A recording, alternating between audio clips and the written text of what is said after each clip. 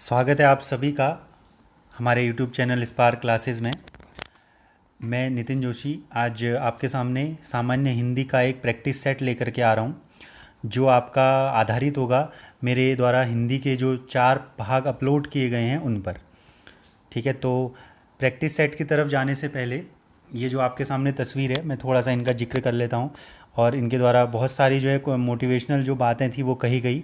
उन्हीं में से एक जो इनके द्वारा कही गई बात है जो बहुत ज़्यादा आपको प्रेरित करेगी तैयारी करने के लिए और अपने आगे जीवन में जो भी आपका उद्देश्य है उसको पाने के लिए। तो अब्राहम लिंकन का नाम आप सभी लोगों ने सुना होगा।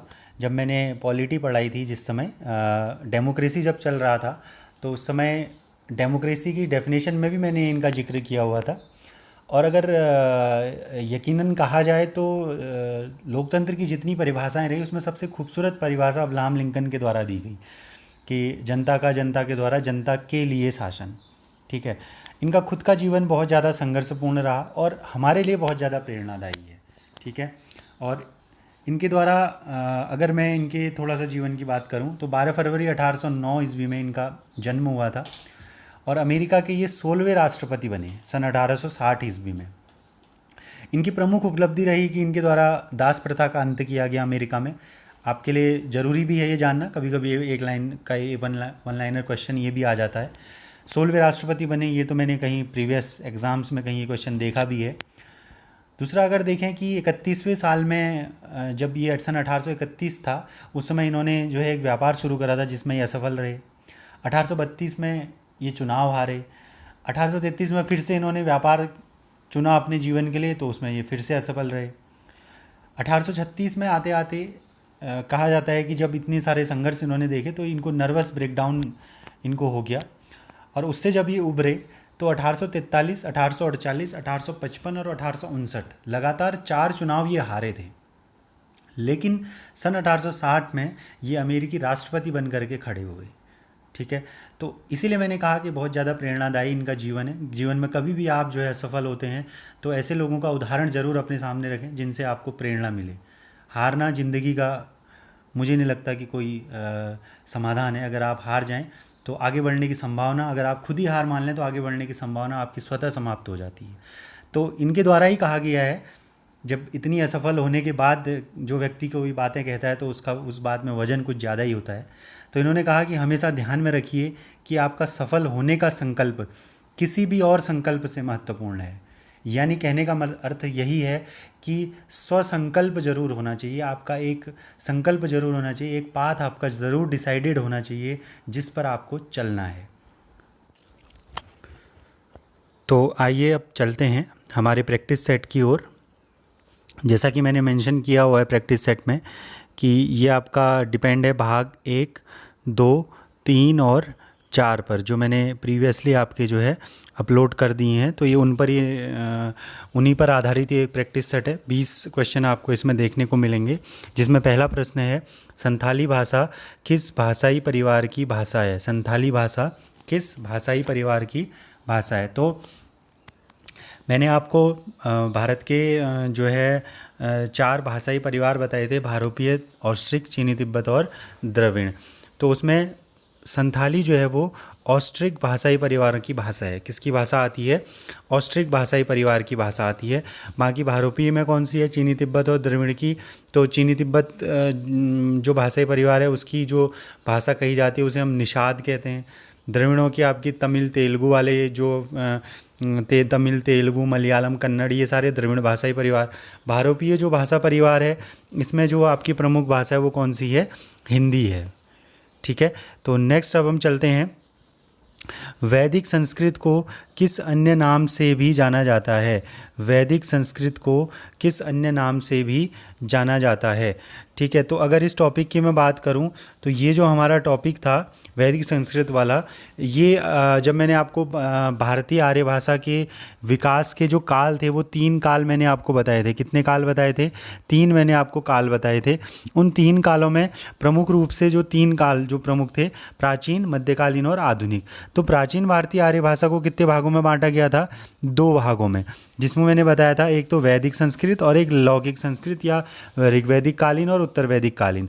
ऋग्वैदिक कालीन जो भाषा थी उसको हम वैदिक संस्कृत के नाम से भी जानते थे। अब इसी वैदिक संस्कृत को एक और नाम दिया गया, क्या? छांदस। और ये किसके द्वारा दिया गया? ऋषि पाणिनि के द्वारा ये नाम आपका दिया गया। क्लियर है? तो इसको भी क्लियर करेंगे। अगले उसकी ओर चलते हैं। अगला है भगवान बुद्ध के उपदेश किस भाषा में थे? भगवान बुद्ध के उपदेश किस भाषा में, भगवान बुद्ध ने अपने उपदेश किस भाषा में दिए थे? भगवान बुद्ध ने। तो अगर इसकी बात करें तो मध्यकालीन भारतीय आर्य भाषा का ये क्वेश्चन हो जाता है। प्राकृतिक की बात करें तो प्राकृत में जैन जो उपदेश थे, जैन धर्म के, वो प्राकृत भाषा में रहे। अपभ्रंश इसके बाद की बात है, संस्कृत इससे पहले की बात है। तो बौद्ध धर्म के जो उपदेश थे वो पाली भाषा में थे। साधारण सा एक प्रश्न है, ठीक है। अगले प्रश्न की ओर चलते हैं और अगला प्रश्न है अपभ्रंश का सर्वप्रथम उल्लेख किसके द्वारा किया गया? अपभ्रंश का सर्वप्रथम उल्लेख किसके द्वारा किया गया? तो इस क्वेश्चन में अगर हम देखें तो ऑप्शन है हमारे पतंजलि, कालिदास, कविभास और नन ऑफ दीज। तो क्वेश्चन कभी भी ये क्वेश्चन आए तो ध्यान रखना अपभ्रंश का सर्वप्रथम उल्लेख किया गया था पतंजलि के द्वारा। योग दर्शन का इन्हें जनक भी कहा जाता है पतंजलि को। महाभाष्य इनकी प्रमुख पुस्तक रही। किसका जनक कहा जाता है? योग दर्शन का। और महाभाष्य इनकी क्या रही? प्रमुख एक पुस्तक रही। साथ ही साथ अगर हम बात करें कालिदास की, तो कालिदास की प्रमुख पुस्तक का नाम रहा अभिज्ञान शाकुंतलम। अभिज्ञान शाकुंतलम करके कालिदास की एक प्रमुख पुस्तक रही, ठीक है। अगले प्रश्न की ओर चलते हैं जो कि है आपका अपभ्रंश की उत्तरकालीन अवस्था का नाम क्या है? ऑप्शन है आपके प्राकृत, पाली, अवहट्ट और परवर्ती अपभ्रंश। अब इस उत्तरकालीन अवस्था को समझना पड़ेगा। इस शब्द का अर्थ है, उत्तरकालीन अवस्था का अर्थ है अपभ्रंश के बाद की अवस्था कौन सी थी। जब मैंने आपको हिंदी भाषा का विकास क्रम बताया था, एक तो सीधा सीधा था पाली, प्राकृत, अपभ्रंश और हिंदी करके। लेकिन जब हम अपभ्रंश और हिंदी के बीच में देखते हैं तो उसमें अवहट्ट भी आता है और परवर्ती अपभ्रंश यानी अवहट्ट का भी जो अपभ्रंश उसको हम कहते हैं वो भी आपका इसमें शामिल हो जाता है, ठीक है। तो जो अवहट्ट और परवर्ती अपभ्रंश वैसे एक ही बात है, ये दोनों ऑप्शन एक ही हैं।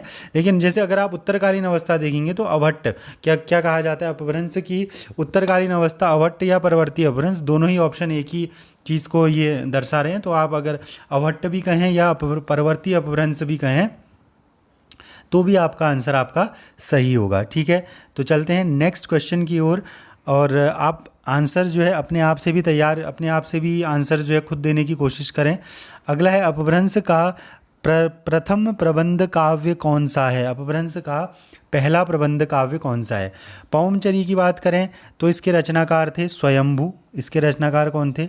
स्वयंभू। महापुराण की बात करें तो इसके रचनाकार थे पुष्पदंत। इसके रचनाकार कौन थे? पुष्पदंत, ठीक।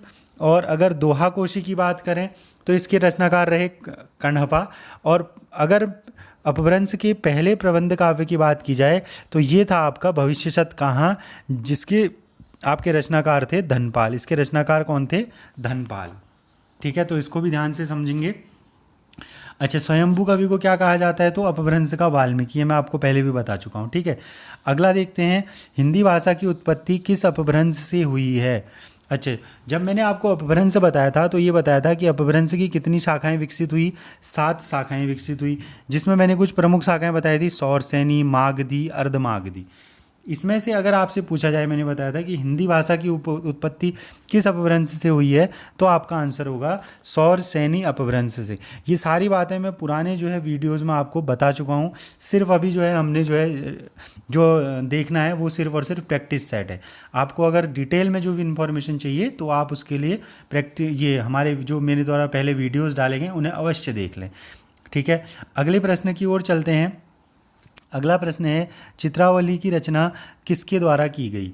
अब जब मैंने आपको हिंदी भाषा का आधुनिक काल बताया था उसमें कुछ अवधि सूफी प्रेम मार्गी कवियों की मैंने कुछ रचनाएं बताई थी, ठीक है।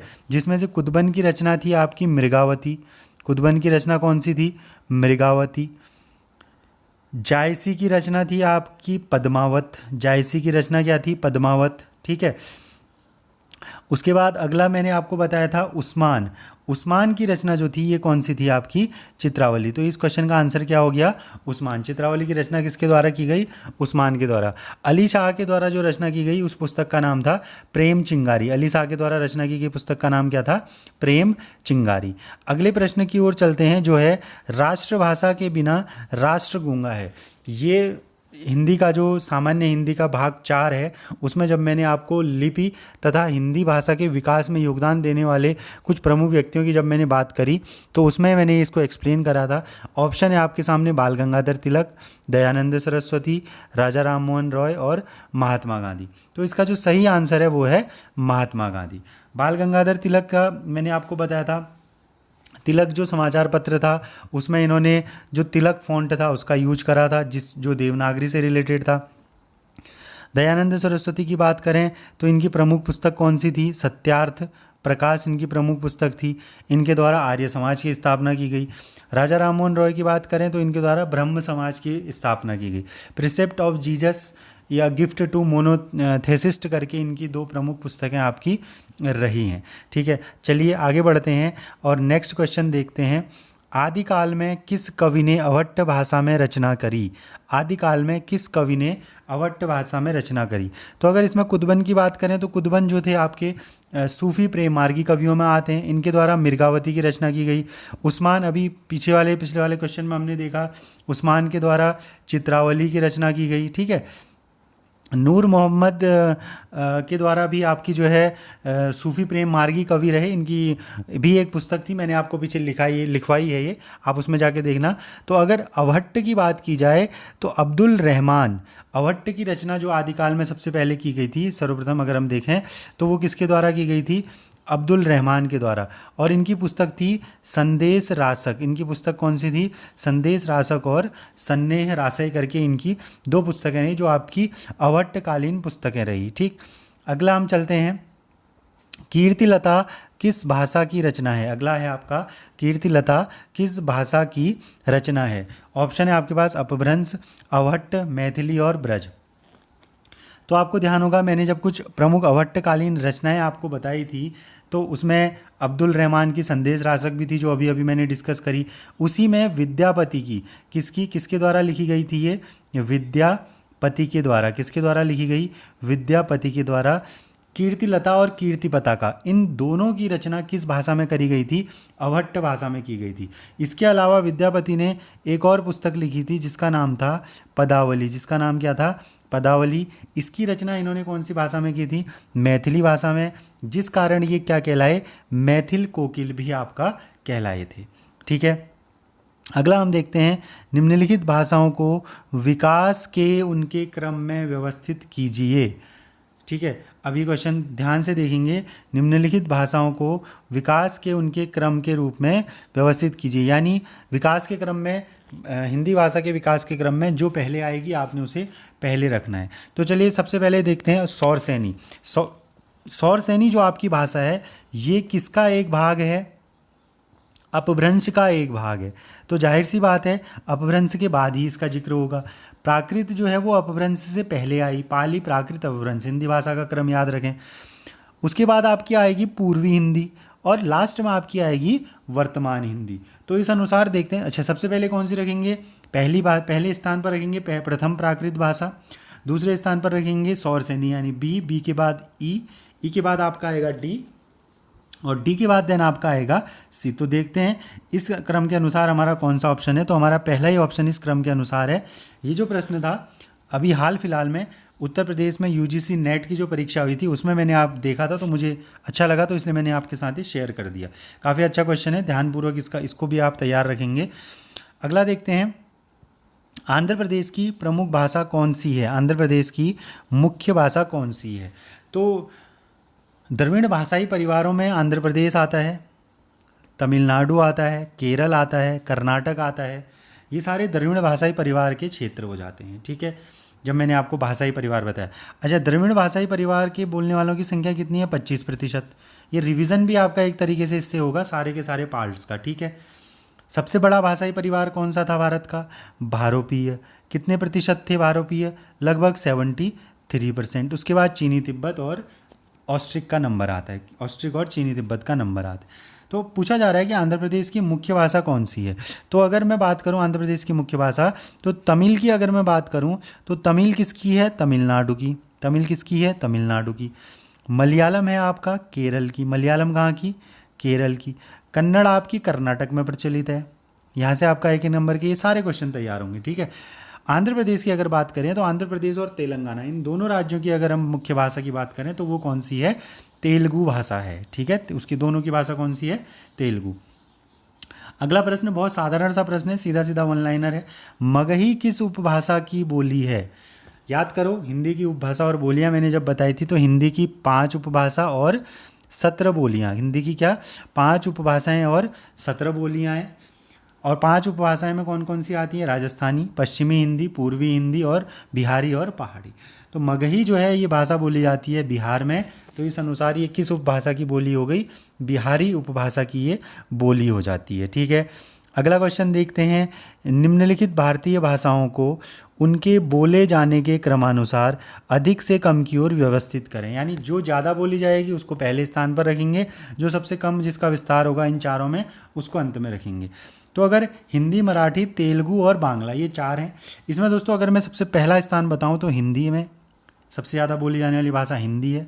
दूसरे स्थान पर बांग्ला आती है, तीसरे स्थान पर मराठी आ जाती है और चौथे स्थान पर आपकी तेलुगु आ जाती है। तो इस हिसाब से भारत में सर्वाधिक बोले जाने वाली 4 भाषाओं में हिंदी, बांग्ला, मराठी और तेलुगु, ये 4 भाषाएं आपकी क्या हैं, सर्वाधिक बोली जाने वाली भाषाओं में आपके आती हैं, ठीक है।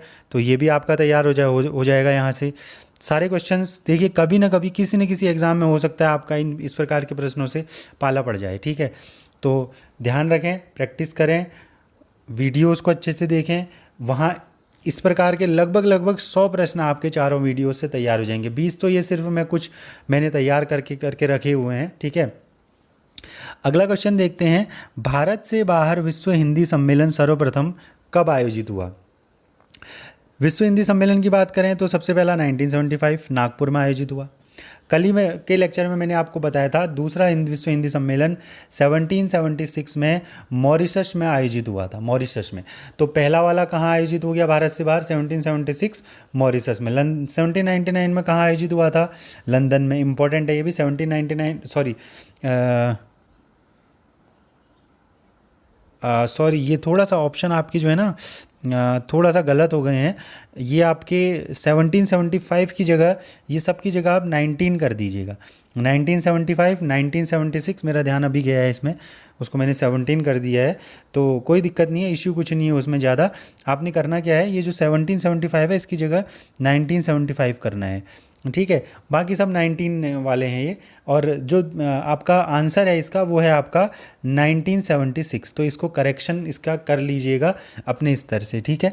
ज़्यादा इशू इसमें नहीं है। 1976 उसको करना है। आपने सारे ऑप्शन 17 के हो गए हैं, 19 इसको करना था, ठीक है।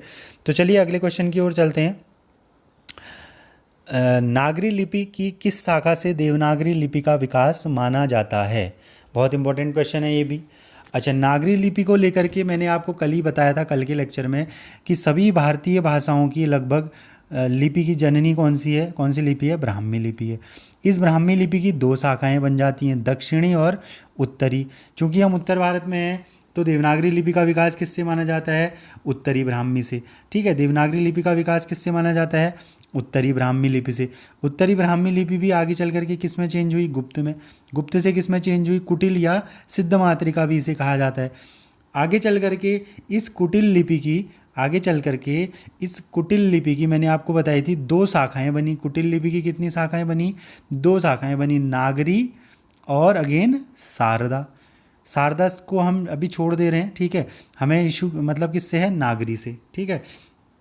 तो ये जो नागरी आपकी रही, इस नागरी की अगेन आगे चल करके 2 आपके पार्ट हुए, पूर्वी नागरी और पश्चिमी नागरी, पूर्वी नागरी और पश्चिमी नागरी। तो ये जो हिंदी का विकास हुआ मतलब नागरी लिपि का जो विकास एक्चुअल में माना जाता है वो किससे माना जाता है, पश्चिमी नागरी से माना जाता है। राजस्थानी का, हिंदी का, गुजराती का, ये नागरी लिपि से माना जाता है। बाकी पूर्वी में आपके आ गए असमी, उड़िया, ये सब आपके पूर्वी की तरफ आपके चलेंगे, ठीक है। तो आगे क्वेश्चन ये मैंने आपको बता दिया है पिछले लेक्चर में, आप इसको देख लें। अगला है विश्व हिंदी दिवस की शुरुआत किस वर्ष से हुई? तो ये आपका 1975 से, ठीक है। पहले भी इसकी चर्चा हो चुकी है। 1975 पहला विश्व हिंदी सम्मेलन कहाँ आयोजित हुआ? नागपुर में। तत्कालीन प्रधानमंत्री इंदिरा गांधी के द्वारा इसकी क्या की गई थी? अध्यक्षता उस समय की गई थी, ठीक है। अगला है सिंपल सा प्रश्न है, अपभ्रंश का वाल्मीकि किसे कहा जाता है? ऐसे क्वेश्चन भी रख लेने चाहिए, ये भी खाना पूर्ति करने के लिए क्वेश्चन कभी कभी आ जाते हैं। 20 में से देखो 5 क्वेश्चन जनरली आपके देखना मेरिट डिसाइडिंग होते हैं, मतलब 5 से लेकर के 7 क्वेश्चन। बहुत ज़्यादा हार्ड पेपर हो गया तो 7, 8, 9, 10, ठीक है। 10 क्वेश्चन तो ऐसे ही आपके रहेंगे खाना पूर्ति के लिए। जो 1 महीने पहले भी तैयारी कर रहा है तो उसको भी वो आ जाते हैं, फिर वो देख के खुश हो जाता है कि मेरे तो ये भी ठीक हो गया ना। लेकिन मेरिट डिसाइडिंग जो प्रश्न हैं वो 7 जो रहते हैं, अगर इन 7 में से आप 5 क्वेश्चनों को सही कर जा रहे हैं जो मेरिट डिसाइडिंग है, तो आपके चांसेस फिर बन जाते हैं। और ऐसे क्वेश्चनों को गलत मत कराना कि अपभ्रंश का वाल्मीकि किसे कहा जाता है। किसे कहा जाता है? स्वयंभू कवि को। स्वयंभू कवि ने कौन सी रचना करी थी? पौमचरियु। पौमचरियु किस प्रकार का है? एक राम काव्य है। पौमचरियु क्या है? एक राम काव्य। पुष्पदंत ने किसकी रचना की थी? महापुराण की रचना की थी, ठीक है, जो कैसा था? कृष्ण काव्य था। अगले प्रश्न की ओर चलते हैं।